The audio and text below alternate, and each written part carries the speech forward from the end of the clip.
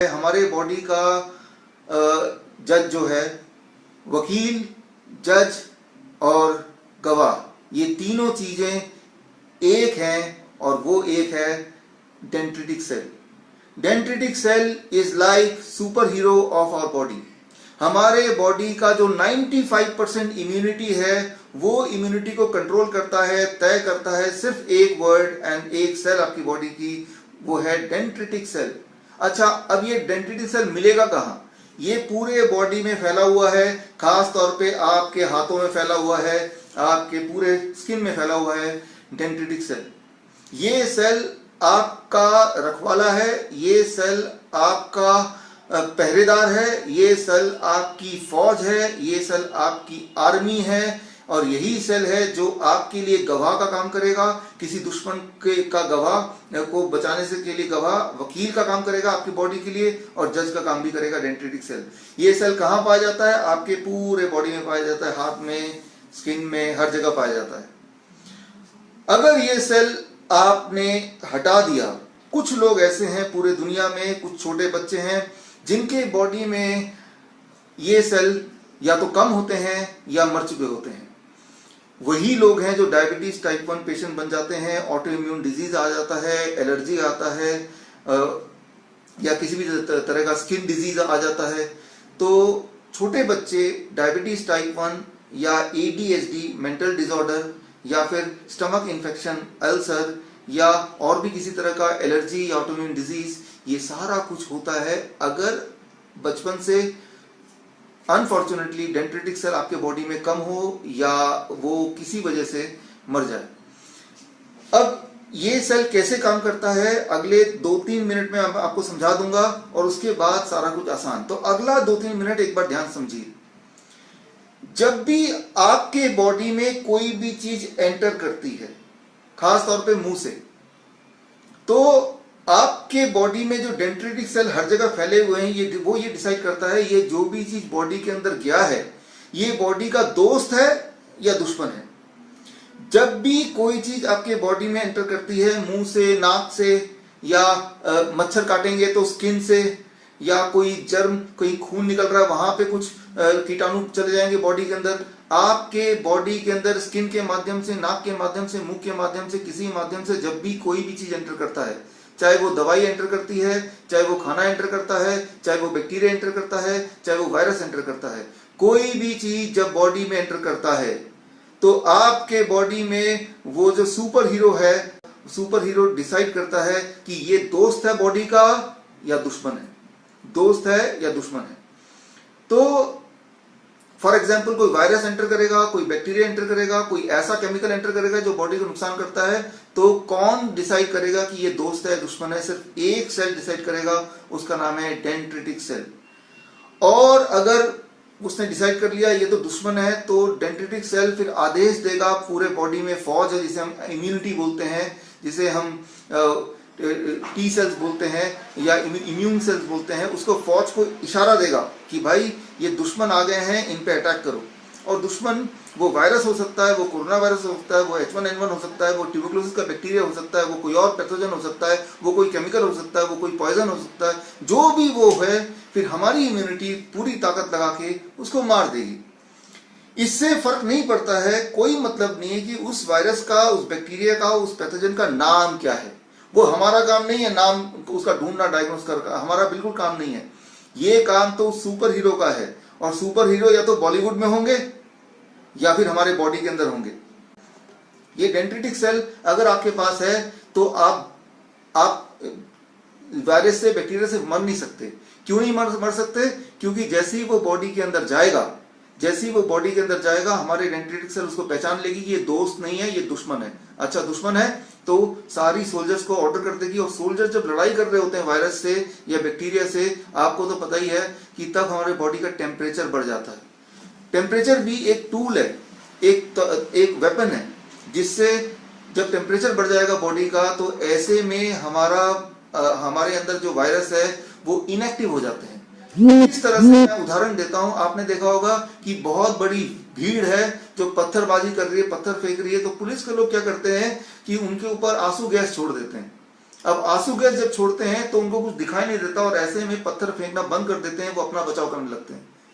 तो जब temperature body का बढ़ जाता है तो बॉडी के अंदर जो वायरस है, बैक्टीरिया है, वो आंसू गैस की तरह होते हैं और बैक्टीरिया वायरस वहीं पे स्टॉप हो जाते हैं, मल्टीप्लाई नहीं कर पाते और वो इनएक्टिव हो जाते हैं, वो टूटने लगते हैं टेम्परेचर जब हाई होता है। लेकिन टेम्परेचर हाई का आदेश कौन देता है? वो डेंड्रिटिक सेल का सारा कमाल है। और टेम्परेचर जैसे ही बढ़ा तो हमारे बॉडी का न्यूट्रिशन, हमारे बॉडी का ईंधन, हमारे बॉडी का पानी, वो सारा कुछ ज्यादा इस्तेमाल होता है। तो ऐसे में आपका बॉडी आपको आदेश देता है चुपचाप बैठ जाओ, लेट जाओ, काम मत करो, किसी से बात मत करो, ताकि बॉडी अपनी एनर्जी बचा सके और सारी की सारी एनर्जी लगा सके लड़ने में, वायरस को भगाने में। तो टेम्परेचर का बढ़ जाना या बुखार फील करना या वीकनेस फील करना ये बीमारी नहीं है, ये तो बॉडी में लड़ाई चल रही है और लड़ाई का एक सिम्टम बोल सकते हैं, एक वार्निंग साइन बोल सकते हैं। ऐसे में हमें अपने बॉडी का सपोर्ट करना है। ऐसे में आप टेम्परेचर को घटाएंगे तो दवाई लेके, इसका मतलब कि जैसी टेम्परेचर घटेगा तो मान लो जो आंसू गैस चला रहे थे पुलिस, उनकी आंसू गैस जैसी खत्म होंगे तो वो जो मॉब था, वो जो अटैक करने वाले अनरूली मॉब थे, वो दोबारा से एक्टिव हो जाएंगे। इसलिए कभी भी आपको तो पता ही टेम्परेचर घटाना नहीं चाहिए, घटाना, टेम्परेचर बढ़ा रहेगा तो ही लड़ाई जारी रहेगी और तभी आप इस लड़ाई को जीत सकते हैं। ये तो सिंपल बातें हैं जो आपको पता ही है, तो इसमें ज्यादा डिटेल में जाने की मुझे आवश्यकता नहीं है। किसी को पूछना तो बाद में पूछ लीजिएगा। मैं यहाँ पे सिर्फ एक ही बात बोलना चाहूंगा कि जब भी कभी आपके बॉडी के अंदर कोई भी ऐसी चीज जाती है जो बॉडी के लिए नुकसानदेह है, वो वायरस हो सकता है, बैक्टीरिया हो सकता है, केमिकल हो सकता है, कोई भी चीज हो सकती है, तो हमारे बॉडी में एक डेंड्रिटिक सेल है जो उसको अटैक करेगा, जो पूरे बॉडी को एक्टिवेट करेगा। डेंड्रिटिक सेल अगर नहीं है या वो मर गए हैं, उसके कारण क्या है? एक कारण, बॉडी में बार बार केमिकल्स अगर आप देंगे तो डेंड्रिटिक सेल मर जाएंगे। जैसे जो लोग परफ्यूम ज्यादा लगाते हैं तो केमिकल बॉडी में, राइट, केमिकल के शैम्पू लगाते हैं बार बार तो डेंड्रिटिक सेल मर जाएंगे। ये बार बार सैनिटाइज करेंगे अपने हाथ को तो डेंड्रिटिक सेल मर जाएंगे, राइट। या फिर आप वैक्सीनेशन करेंगे, बचपन में जब वैक्सीनेशन होती है, वैक्सीन में मैं एक छोटी सी बात बता के खत्म करूंगा। वैक्सीन, आपको पता है कि वैक्सीन के अंदर वायरस या बैक्टीरिया का छोटा सा प्रोटीन होता है और वो प्रोटीन बॉडी में डालते हैं ताकि उस प्रोटीन को देख के हमारा बॉडी उस प्रोटीन के अगेंस्ट एंटीबॉडी, एंटीबॉडी मतलब वेपन बिल्ड कर ले, हमारा बॉडी उसको देख के उसको लड़ना सीखे। लेकिन जब वायरस का छोटा सा प्रोटीन हम बॉडी में डालते हैं इंजेक्शन के माध्यम से, तो डेंड्रिटिक सेल हमारी बॉडी को बोलता है देखो भाई ये जो प्रोटीन है ना, ये आपका कुछ बिगाड़ने नहीं वाला, वो एक्चुअल वायरस नहीं है, ये सिर्फ उसका छोटा सा प्रोटीन है। इसका मतलब हमारा बॉडी एंटीबॉडी नहीं डेवलप करेगा, तो वैक्सीन का जो सारा खेल खत्म हो जाएगा। तो वैक्सीन जब भी कोई आपके बॉडी में डाला जाता है तो वैक्सीन में वायरस का छोटा सा पार्ट के साथ साथ एल्युमिनियम या इस तरह के कुछ और केमिकल भी डालते हैं। एल्युमिनियम क्या करता है? वो वही करता है जो आंसू गैस किसी की आंखों में करेगा। एल्युमिनियम या इस तरह के केमिकल डेंड्रिटिक सेल के आंखों में आंसू गैस की तरह काम करता है। अब डेंड्रिटिक सेल को दिखाई नहीं देता कि सामने वो दुश्मन है या दोस्त है, तो डेंड्रिटिक सेल की जो ताकत है वो खत्म हो जाती है। तो मैं ये बोलना चाह रहा हूं, जाने अनजाने बचपन से हमने अपने ही डेंड्रिटिक सेल को कई तरह से मारने की कोशिश की, कभी वैक्सीन से, कभी केमिकल से, कभी सैनिटाइजर से। और जब जब डेंड्रिटिक सेल को आप मारेंगे तब तक अगर कोई दुश्मन, कोई वायरस, बैक्टीरिया बॉडी में अटैक करेगा तो आप बीमार पड़ेंगे और तब मौत हो भी सकती है।